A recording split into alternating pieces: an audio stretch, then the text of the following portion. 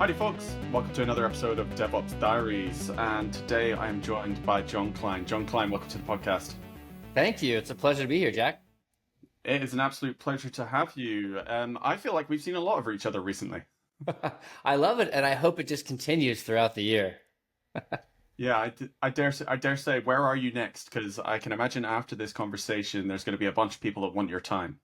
Yeah, well, I think I'm going to be at Southeast Dreamin', and I'll also be at Florida Dreamin', and I'll probably be around the Dreamforce arena. So there's some opportunities. I can't make a few of the others because they align with other. But I just love making these Dream In events. It's so great to see people like yourself that just sponsor and contribute and keep these things alive, and all of the great people that just contribute, organize, and make all of that learning and community so special and valuable. Yeah, no, absolutely. I've had an absolute blast at the conferences that we've both been at recently, where we've bumped into each other and been talking about some pretty important stuff. And I guess to lead us into said important stuff, what's your take on the current state of the Salesforce ecosystem, and why is the conversation that we're having today so important? I think the ecosystem is really strong, in my observation. I feel like it's been a little bit distracted over the last 6 months or a year. I think the Agent Force stuff has introduced a lot of very I don't know, a little bit of kind of mystery and maybe taken people off of the target a bit. And I think that's also yeah, I just sense a little bit of people like the momentum is slowed, they feel like a little bit, but I still think it's really strong. We're doing something really special, and the demand and the problems that we're trying to solve are really solid and as significant and relevant as ever. So I think the community is very strong, and I feel like Salesforce, it continues to deliver on what they've done over the last 20 plus years, which is listen, learn, make adjustments. And to me, that makes me very confident to still hitch my wagon to this grand organization. Yeah, absolutely. And you've been hitching your wagon to this train, so to speak, for quite a while. How long is that?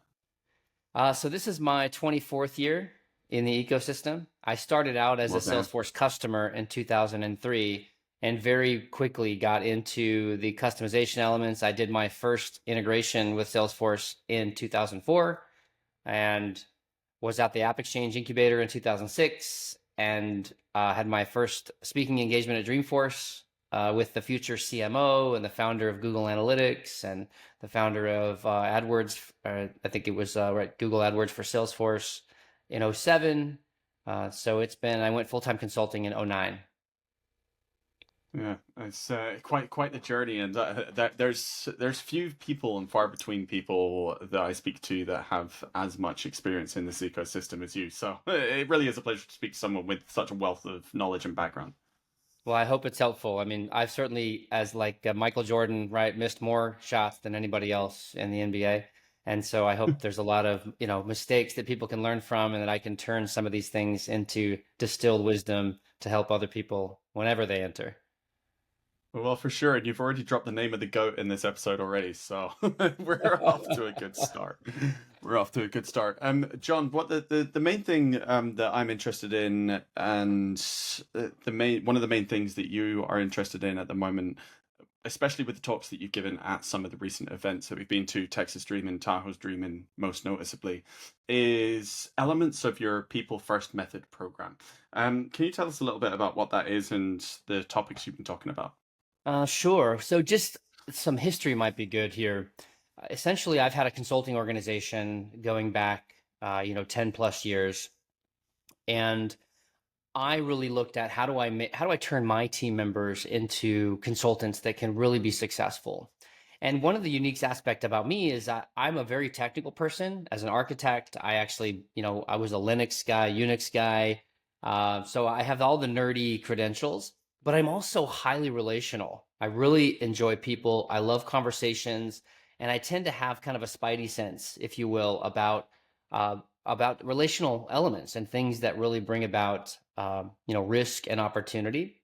And so I wanted to train my team in a way that really help them to be well-rounded. So yes, we're going to learn Salesforce aspects, but I'm actually more concerned about the relational dynamics, what I would call those people first priorities. And the more research I did into why projects fail, I don't know if anyone's ever asked you that. No one ever asked me that question because it's not a No. super popular topic. Like I haven't hit the pub and somebody sits next to me, he's like, hey, dude, I was part of this project that failed. Do you want to hear about it? It just doesn't happen. So I started asking that question and I found that the top 10 reasons that projects fail are all non-technical in nature. So it really validated what was somewhat an assumption by me just in my own anecdotal experience. And so People First Method was created out of that internal professional development program, really by my team. They told me, we love being here, but other people should have the ability to gain and glean from this because it's been transformative, not just in my professional life, but actually in all of my life, because everywhere I deal with people, these things residually benefit my relationships. And so that's really the goal, is to help people turn soft skills into hard money. And I'll give you an example. Have you ever been on a project where the other person on the other side of the call, they hear and say, oh, maybe, for example, they want you to deliver more capability.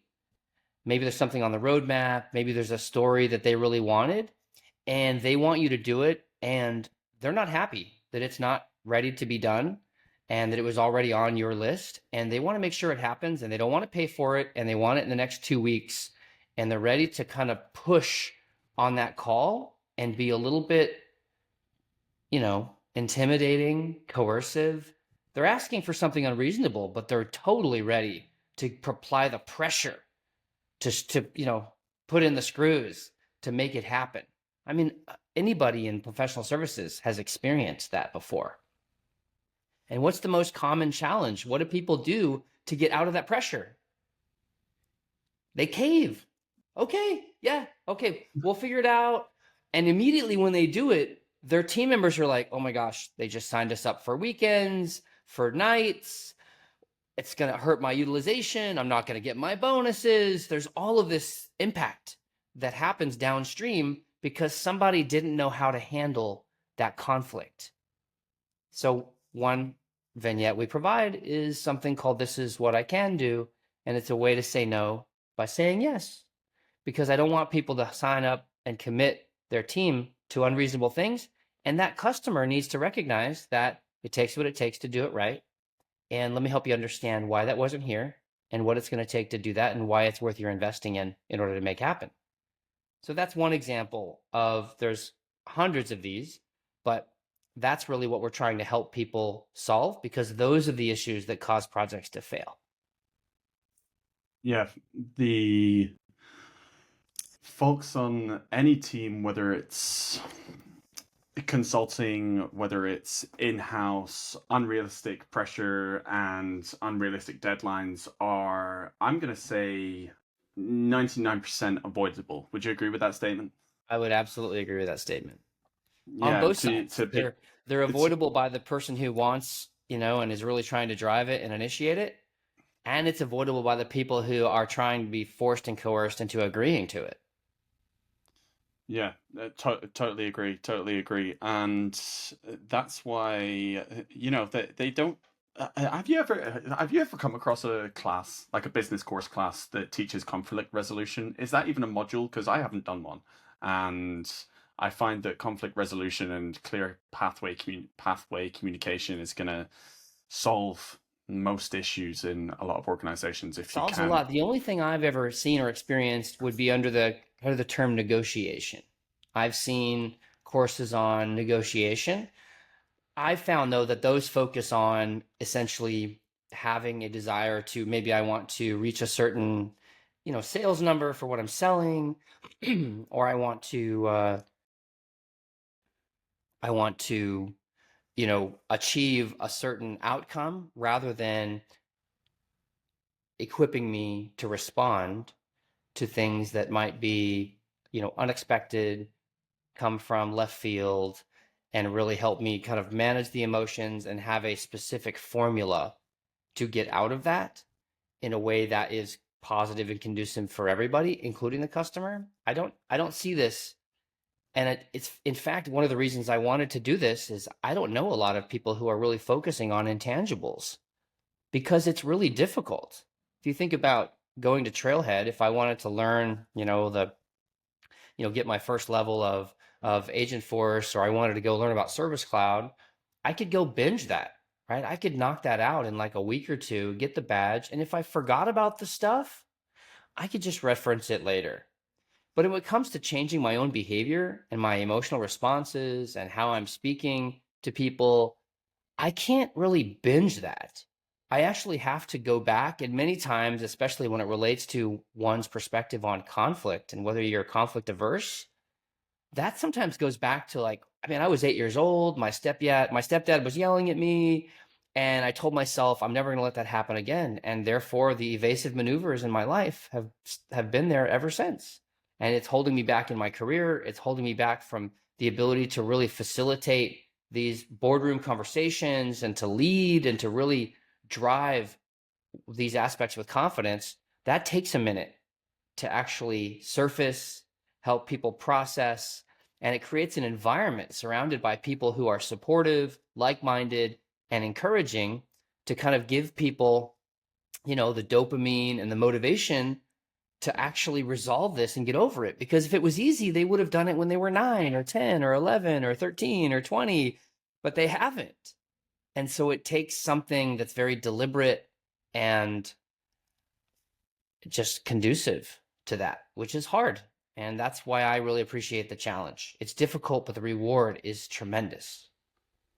Yeah. What would you say? It's interesting. What would you say to somebody that was facing these kind of issues, seems like the wrong word. If they were facing these challenges and didn't know how to, they were in these high pressure situations or have put themselves in high pressure situations. And you talk about being able to binge Trailhead content. You talk about being able to revisit technical content, Mm-hmm. practice in a sandbox, practice in a developer environment, cut your teeth in private. You cannot cut your teeth in private when it comes to conflict resolution or Mm-hmm. driving better human outcomes. You have to be in real work Mm-hmm. situations. What would you say to somebody that's looking to take the next step? They've actually they've listened to this podcast, for example. Mm-hmm. It seems counterintuitive to go, I'm going to go seek out conflict. I'm going to go seek out difficult situations at work or my personal life. What's your advice to those people that want to keep showing up, even after the first one?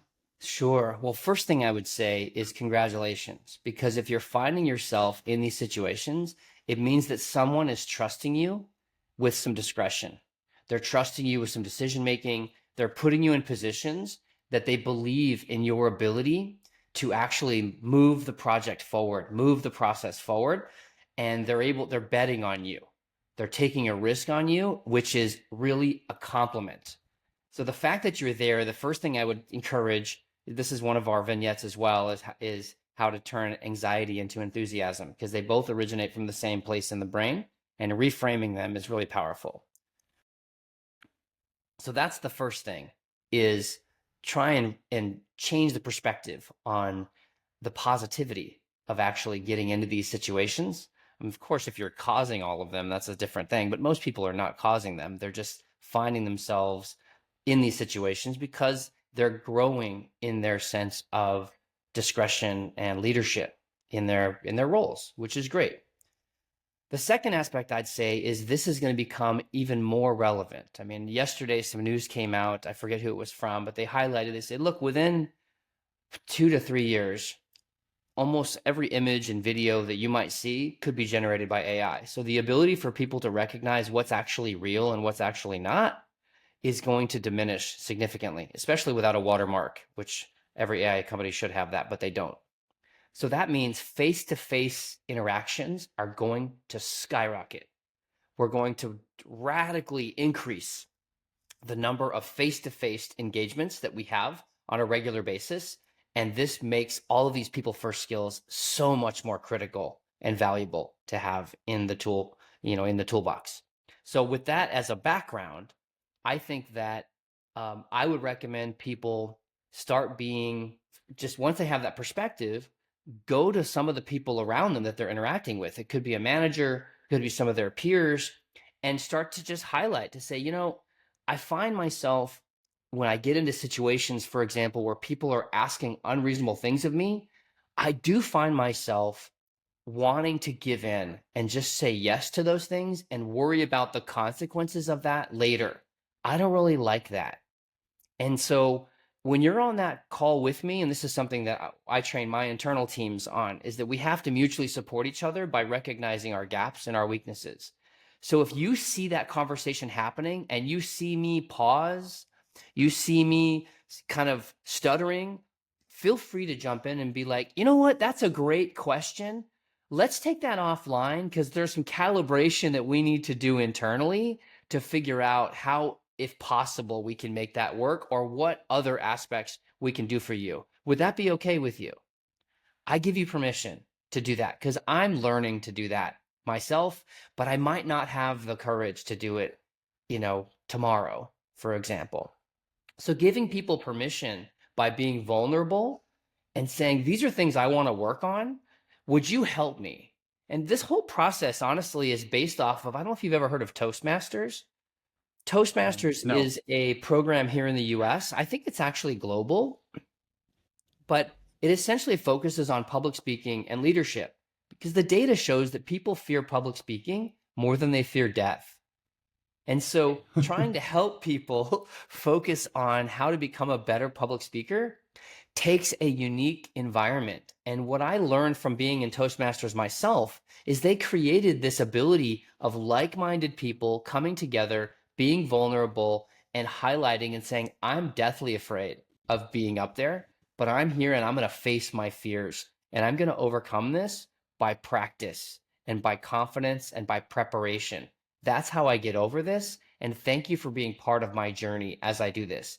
That is absolutely inspiring. Can you imagine someone in your office coming to you and saying, I want to work on my ability to handle fear, to negotiate, to make more visible and valuable the work that we do? Can you help me? Powerful statement. Yeah, and I just Powerful, think it powerful makes it statement. so much more rewarding. I mean, can you imagine working with a group of people that's their attitude every day? They treat you that way, and they then want that reciprocated to say, we are all on this journey getting better. I don't have any harsh demands and standards and wrist slapping habits with you because I'm vulnerable and trying to learn myself. And man, we're going to be so much more patient with each other. And I find the kind of customer experience that results from an appetite like that, where I'm now wanting to absolutely jump out of the gym on behalf of my customer because of the team that I work with, because they believe in me and they welcome me in the midst of my open struggles. Yeah. Yeah, no, absolutely. And I would say I will call out my team and large parts of the team here at GearSet because one of the core values that we have here at GearSet is called embracing discomfort or embrace discomfort. Mm-hmm. And that is, and I can tell you a story from today. Literally an hour before we started recording this podcast, we had an opportunity to comment on a press release that we did about our new observability tooling. Go and find out more about that, folks or GearSet customers. Go find out more about that. I'd be remiss not to say it on the GearSet No, hosted it's good. podcast. Anyway, I'm a multi-year gear set customer, and there's still more stuff for me to learn, which I love.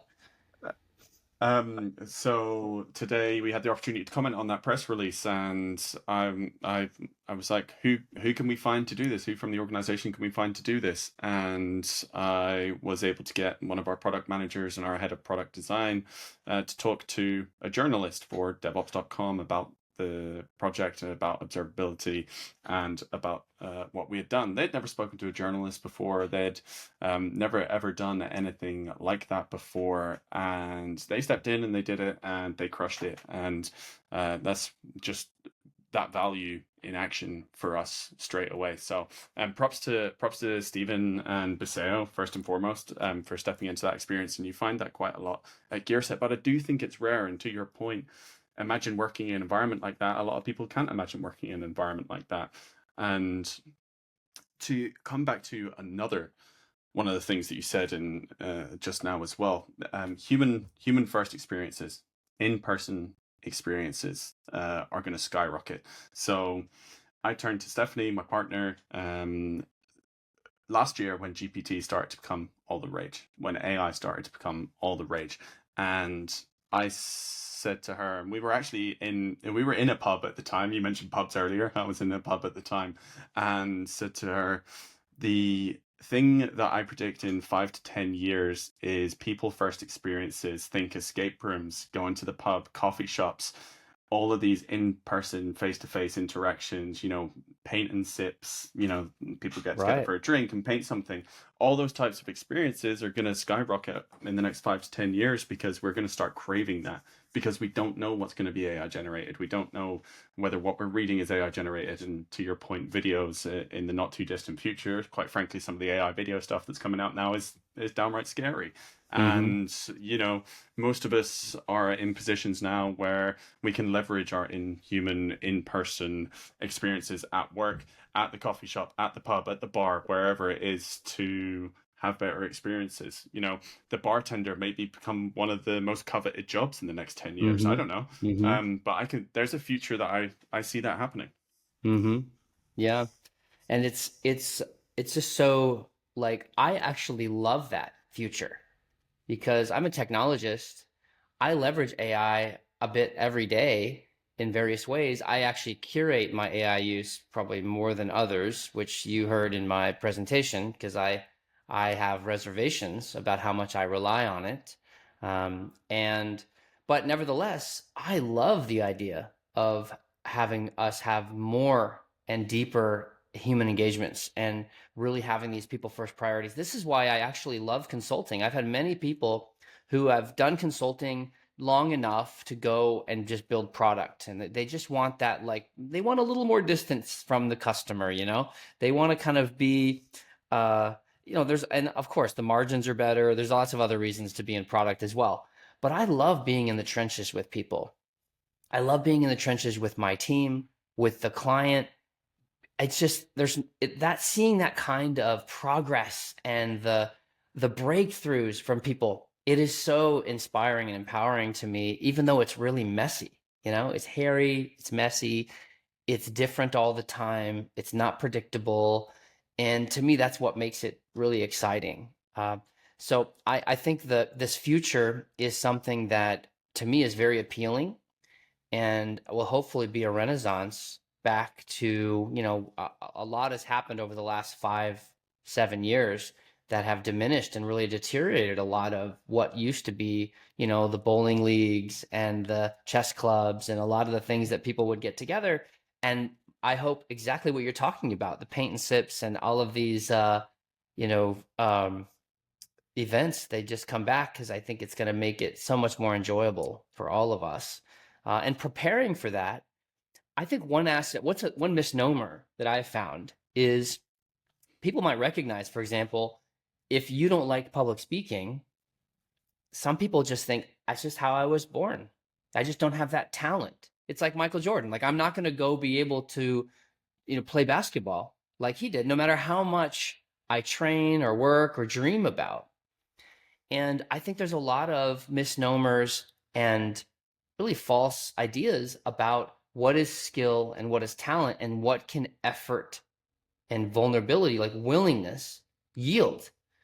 And I have seen people who thought they could not ever go and lead a conversation and be ready in that conversation within a room of leaders and executives to be able to take curveballs and take those and gently take them, move them to the backlog, totally disarm the political machination that was happening. Because people don't realize, like, when you're in a conference room with 5, 6, 7 people, maybe there's some people on Zoom, there's a lot that happened. This is whether you're a salesperson, a consultant, anybody, there's a lot that happened in this room and with these people before you ever got on the scene. There's active sabotage happening. Somebody got a promotion in there that they thought they should have gotten, and so they're actively working against that person now. There's somebody in the room who wanted to do the job that you're now being hired to do, and they failed, and they're there now being asked to help you, and they have to admit all the ways that they failed. There's people who are in the room that are quiet, and because the office manager at that particular company is not really a respected role, they're just like the grunt, but they actually know the customer the best. They know the product information the best, but they're not highly respected, so they don't really talk much. And when they do, people interrupt them and they don't let them finish their sentences. These are all aspects that we need to be able to recognize when we go into a scenario like that, that we're not just there to get the one or two or three bits of information that we need. We need to actually be like observing all of these aspects, because those things are the things that are going to cause our project to derail. We might Yeah, get you in need and to be out and aware get of the them in the information. first place. Say again? You need to be aware of them in the first place, that those dynamics exist. The first thing to being able to notice them is actually, most people will be listening to this going, oh, I never even considered that. Start considering it and see how much you see it, right? Absolutely. And one of the aspects that I shared at at these Dreaming events, one of the things we give away is our small talk as strategy. And it's a very easy way for people to start thinking about how to widen their horizon about what's relevant. Because most people go in and they think about, right? Like if I'm going to go in and I'm going to talk DevOps with people, right? I'm starting to ask about their pipelines, what's their change promotion today, what do their approvals look like? Do they have any like stage gates or things that need to happen before they can promote? I mean, all these kind of things. That's important. But in the process, in order for that to be successful, I got to smoke out all of the political challenges. There's probably a lot of new learning because some people don't think about, oh, wait, I can do that, or I should be doing that. And there's some things that I can't actually send through the metadata API, or there's other aspects I should be doing on the other side. And people have different perspectives about whether they like to learn or not. So if you're able to smoke out some small talk, leveraging the first 5 minutes, for example, of each meeting as we're waiting for people to join, maybe you join a little early and really give some respect and kudos to the people who are early to the meeting and reward them. Maybe you ask and say, hey, Jack, what'd you do this weekend? And you're like, oh, I was at the pub, and I really love playing darts at the pub. And so there's this one pub that the stripe is a little bit further back and it's more challenging. And so I always love to see if I can get into some games with people, win a little money, whatever. Now, it's because you told me that you really enjoy darts at the pub.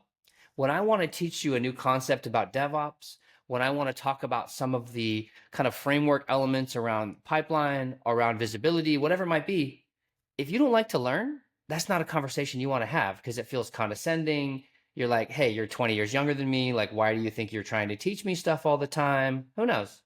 But if I frame it into a simile or a metaphor with darts and say, it's kind of like, the difference between using a dart with a plastic point versus a dart with a metal point. You might still get it done, but the metal point is going to be so much more effective consistently. Okay, it's a simple example, but the fact that I listened to him and I remember that he loves darts, and I put all of the learning and the examples in the context of dart analogies, all of a sudden he's on board and he never feels condescended to. And he actually loves listening to learning new things because they're all in the context of a sport that he loves. And that all Yeah, came it's out of 2 questions using small talk. And you can do that with every one of your stakeholders, with anybody. And it's just a matter of recognizing there's more information in this room. There's more gold here than I actually recognized. And if I know how to mine, I can become very, very wealthy with insights that I can leverage later. yeah, it's you talk about small talk in that way, and one of the next questions that I was gonna ask you, because I get asked this fairly regularly, regardless of what event I'm at or who I'm speaking to, is how do we get our team to collaborate better? How do we get our team to buy into the vision that we're trying to present to them? How are we trying to, and this is a core tenet of DevOps, right? Especially if somebody buys a gear set, Capado, one of the other vendors, doesn't matter. Fundamentally, you are trying to change the way that you work and the way that you deliver projects, whether that be as a consultancy or an internal Salesforce team.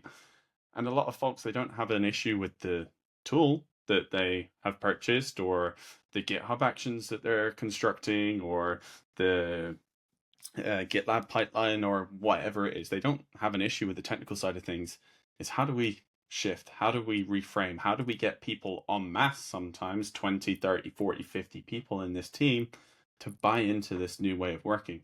And that's what I loved about what you just said is, if you can make people feel heard and connected to when you're trying to get them to buy in through that small talk, you're going to have a better chance of success. I see that.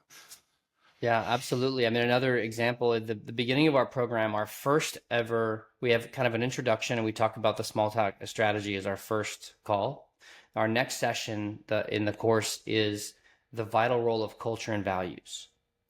And so we Love it. immediately go deep in the sense of thinking about, and as you talk about a team, if the team recognizes that the first customer in every circumstance are all of you, you are all my first customer.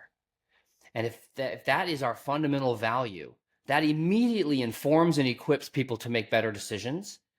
That, well, okay, if the customer's first, that means my peers actually, and their needs are a really high priority in what it is that we're trying to do. And so if I achieve the end customer's goal, but have to undermine my peers in the process, something was wrong. And that is not correct because it undermined our values. So having leadership really come together and collaborate to identify what is the culture that we want to drive, because culture drives incentives, which drive behavior. And if we don't get that right, everybody is bringing their own culture. It's not that culture is absent. It's not a vacuum. It's that now people are importing cultures from elsewhere and leveraging those, and many of them will conflict, right? They will have priority conflict, and we're going to have a lot of friction if we don't standardize on our what are the things that we value. Like you mentioned, right? Like you have a very specific set of values at GearSet, which is wonderful. Everybody needs to have that so that we can make decisions and identify, what do we say no to? What do we not do? Because it's just really not it's not one of our core values, and we're going to let someone else deal with that. So I think creating an environment like that is so valuable for the end customer experience, for the vitality of the team itself. I mean, think about when you go home, right, and you're talking to Stephanie or somebody else, and you're at the dinner table with family, and and work comes up. And if you have something positive or negative to talk about at work, what topic does it usually entail? It's the people. It's like, it's going to be something that, like, hey, this guy totally slighted me. I did all this work, and then he took all the credit. Or, hey, it was super cool. We had our all hands meeting today, and I didn't even realize it.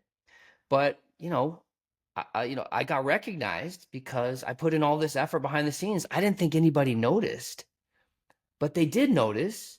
And it was so cool that they gave me credit for that. Now, you probably may not have gotten paid more because you're a full-time employee, fine. But are you more or less likely to give the extra mile when someone simply calls it out and recognizes you and says, dude, we could not have done that if you didn't go that extra effort. Thank you so much. And everybody else recognizes, oh, hey, that's how I get recognized too, is that, sometimes we got to go the extra mile. And then when the business reciprocates you and says, hey, take 2 extra PTO days, dude, because over the weekend you were amazing, and we want to make sure that you're recognized for that, and that we're not taking advantage of you. Now that's a win-win on all fronts, and that comes for a clear picture of culture and values in the organization. Yeah, and that's going to be places where people want to work ultimately, right? The I think so. This might be a little bit of a curveball question for you, John, and I will apologize preemptively for for it if so.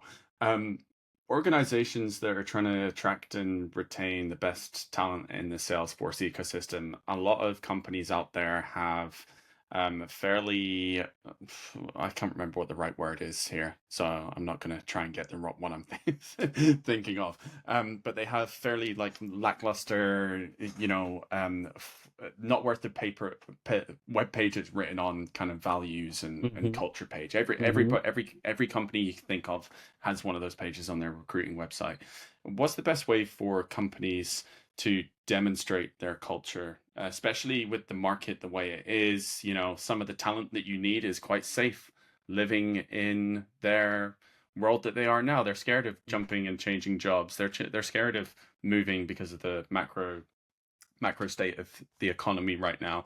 And but you need these people. You might need those consultants. Mhm. How do you as an organization, and I guess it could apply to trying to engage a really good consultant as well. They probably got a lot of choices. I don't know. I don't know. I'm not a consultant. I'm not in Sure. that world. They've got other commitments. How do you demonstrate that you have a culture that's going to be receptive to this environment, or receptive to the way that you want to work, and you're gonna succeed, whether it's talent acquisition and attraction, or engaging with a consultant that's going to get the best results for you and your No, it's a organization and great drive business question, and forward? I think you're absolutely right. I think many people have values written on the wall at the office, and they constantly look at them and roll their eyes because they're just there as like someone checking a box, but I don't actually need to follow through on any of that, right? And I think this is why values are so important. And so I recommend, and certainly the people who go through our programs, they're not necessarily part of organizations that top down are aligned to all of this. Sometimes they have to begin with themselves and understand, okay, I am going to start living this way, even if those around me are not yet committed. And I want to see how I can be contagious in my enthusiasm about these things, that I can demonstrate results and real impact. And I can help turn adversaries into advocates as it relates to these things, both on the merits and on the actual material evidence of what this accomplishes. So, for example, one of our vignettes is called Turn Chaos into Compliments. And this is the situation where, imagine, you go into a company and they're managing all their DevOps in Excel, like a physical Excel spreadsheet that they're emailing around. And they're doing it right with like homegrown, tools using wget and all of these like very interesting models. Okay, as someone who's going in as an expert on how this should really be done, you could start going in and using phrases like, dude, this is like a rip and replace. Like, who in the world put you into this? Oh my gosh, this is such a disaster. Okay, we've all heard conversations like that. And the people who invested their professional lives are on the meetings with this, the people who use this every day. And the reason they called you is because they knew they had a problem. And now you're just like shining it in a mirror, and like swatting their wrist all the time because it's easy to do. And this is a normal thing for people, and it doesn't build any loyalty. It doesn't build any kind of deeper engagement where for now people are being willing to be transparent with you, to be vulnerable about the political challenges behind all of this. The opposite role you can take, and you can start as an individual, is you look at that and you look through the solution, look through the chaos, and to say, okay, look, somebody built this the best they knew how because the business didn't support them and they had a brand promise to deliver on. So all they knew was Excel and they needed to get it done. And so they figured out a way to get it done. So how do we complement that effort? How do we complement that insight that we got a great reference project here that gives us some clarity on like a basic timeline? It's got some milestones. We have some clear elements of like, how do we know what's the definition of done at each stage? How do we glean from that and compliment people on even the chaos that they might be putting forward because that was the best they knew? And if we create that kind of environment, first of all, the person that we're talking to, when they start hearing that, oh, you're not going to just mock all of the things that I've been trying to do here like everyone else, you're different.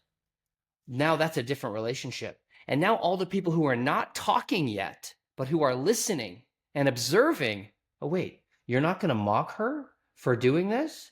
You're not going to make fun of this thing and take the points off the table because you're a superior, knowledgeable person, consultant, whatever, but you're going to actually exalt the people for the effort that they've given and how much they know about what needs to happen for these stakeholders and the effort they go through to make sure that this actually works for the end customer, for the users, and the testing that they do.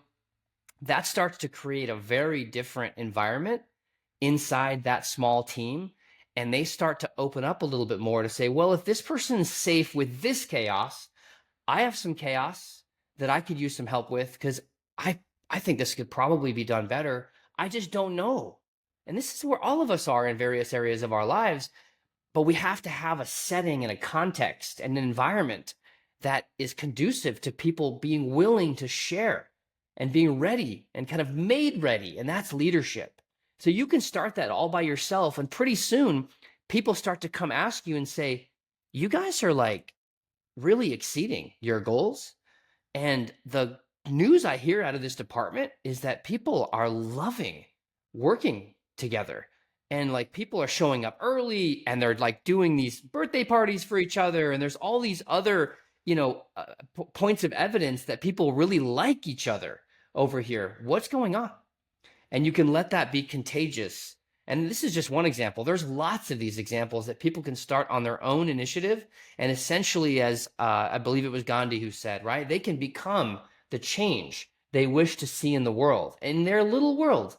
It doesn't matter what it is. It's just being willing to actually step out and do something different for the sake of those people first priorities. And that's the key, is that we're not focused on profits. We're not focused on just process. We're not focused on product. We're not focused on politics.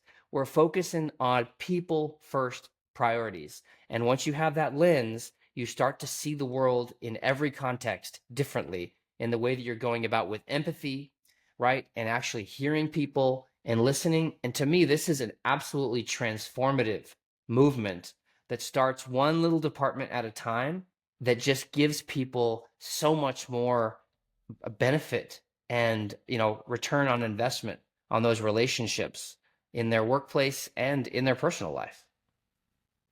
Yeah, I think you said to me, I think it was at Tahoe Dreaming, you said take care of the people and the dollars will follow, or words to that effect. Yeah, that's And a quote from you're Ray right. Kroc, the founder of McDonald's. Yeah, yeah, no, and that that chaos into compliments lens is really powerful. I'm sitting here thinking it's just like, yeah, you're told everything you said. I was just like, yeah, you're right. People do go, this is bad. We need to change it. People do go, this should have been done this way. They do take that approach, and it, some you're right. There is logic behind a lot of what happened. Like reframing how things are done is going to be imperative. And something that I really like the about what you said as well is starting with yourself and starting small Mhm. and seeing the change of people around you. There's this great podcast that Stephanie and I listened to by a guy called Jay Shetty, who used to be a Buddhist monk, and he now runs his podcast, and it's called On Purpose. And one of the things that he talks about a lot is if you want to take this journey of growth, you've got to start with yourself. And people are uncomfortable because they think, what if this person doesn't come with me on this journey, or what if people start judging me for this journey? And you can apply this to your personal life, right? If you stop going out 3 or 4 times a week to the bar or what have you, and you go and spend that time in the gym instead, what happens to all my bar friends? Well, you're bettering yourself and you're bettering the environment that you live in for yourself first, right? And by doing that, if the folks at the bar aren't happy for you, well, then were they really your friends in the first place? Those people want to be excited for you and your journey of growth and the journey of betterment. Same could probably be said internally inside organizations. They're just like, why is this person taking this route? They used to be an old curmudgeon and complaining like me all the time, but Right. now they're positive and now they're changing the way things get done. They are driving the organization forward. They're not who I thought they were. Well, Hmm. you're going to have to shed some of those people ultimately, Yep. and I think that's what a lot of people are uncomfortable with. They have to shed environments and situations that no longer serve them, Right. or the people that want to be part of that journey will come on that journey with them. And it's all of this stuff is a long game, right? You're not going to change Hmm. things overnight, and I think that's an unrealistic expectation that a lot of folks have. I did one of these things from the people first method once, and it didn't work. Well, of course it didn't work because you did it once. You've got to systematically improve every Yeah. single day. And again, that's whenever I talk about things like this, I do relate it back to DevOps, because DevOps at the Hmm. core of its principles is continual iterative improvement. You need to carry on Yeah. doing that. And with yourself and your people interactions is no different. Yeah, that's why you can't binge it. It just takes practice. And, going back to your example, many people go and they denigrate the current circumstance. So there's two aspects. One is, as the individual, it's important to ask the question, why do I do that? And I think what most people will find is, I did that because I was self-conscious. I was I was not confident. I felt like I was insecure. And so by denigrating, just like we did in elementary school, by mocking something else or putting down something else, I can feel like I'm exalting myself in that situation, especially if I'm more knowledgeable, right? And I know that was a terrible decision. This is a terrible thing, whatever it might be. So asking that question and being willing to ask that question, that's the hard part, is being willing to ask that question and being open to the idea that, yeah, why am I not confident in that situation? Because I have all of the credentials, and the business has put me here. People believe in me. And as a leader, looking at that situation and using it as a recon device and saying, okay, like, do we have the kind of environment in our team that we could actually have a meeting together where we would ask and say, hey guys, I want us to listen to this recording together. Are we willing to do that? Are we willing to ask a question of, like, did this start the way that we wanted to?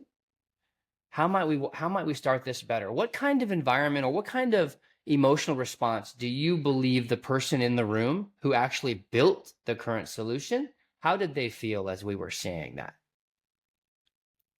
Right? Because that's really what we want to get down to, is to say, we have to recognize that, like you're talking about, what got us here may not get us there.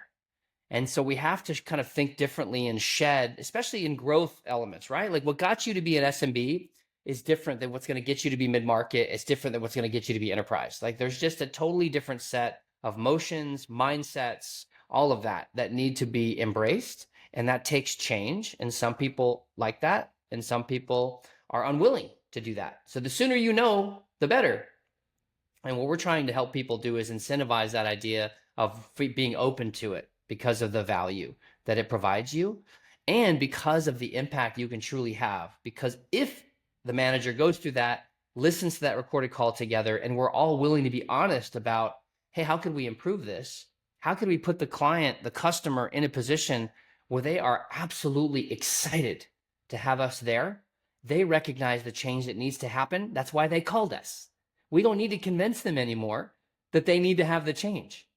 All we're doing is like it's like when your dog, and he wets the carpet, yeah, and you put their nose in it. You're like, they don't probably need that. They already know they did something wrong. They're here to focus on the solution. And so if we're going to create a good solution for them, we need people who are willing to be honest with us about all the details, all the scabs, all the bruises, all the non-technical dimensions, the politics, the fact that they tried to do this twice before and failed, and why they failed. Who in the room tried to do it? It has the best firsthand account of the various factions and people that are not on board to have this happen, and why. And how can we strategize to figure out what kind of incentives can we create? What kind of mitigation can we present to those risks? We'll never get to any of those conversations if we don't elevate the effort of those people and be people who are willing to hear the truth ourselves, to be willing to be open to change, and who are willing to create that sense of people first value, that I'm here to improve your life today. I'm not here to check off the boxes. I'm not here to close the deal, just make the sale. I'm here to abandon the entire process if it's not what's right for you. It's exactly what I talk about when I have another session called creating a roadmap for Agentforce acceptance and adoption. It's like a Sherpa. I want to take people up the mountain if they want to go, but I'm not going to go unless they want to go. And then when we go, I'm not going to go any faster than they want to go. And if they want to go and they want to stop and create base camp wherever they want, that's fine. We'll do that, because I'm here as essentially an indifferent advisor. I'm not wedded to the future unless they want to go there.